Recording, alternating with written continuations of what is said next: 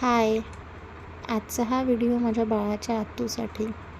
असं म्हणतात की नात्यामध्ये थँक्यू आणि ॲप्रिसिएशन हे खूप महत्त्वाचं असतं आणि आजचं हे थँक्यू आणि appreciation special for my babies आत्तू.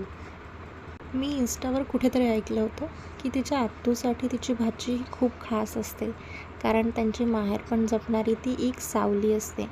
आणि ही जी सावली येणार जेव्हा दीदींना कळालं तेव्हा दीदी खूप रडायल्या होत्या. आणि तेव्हापासून सुरू झालेलं ह्या आत्तू भाचींचं प्रेम हे दिवसेंदिवस वाढतच गेलं.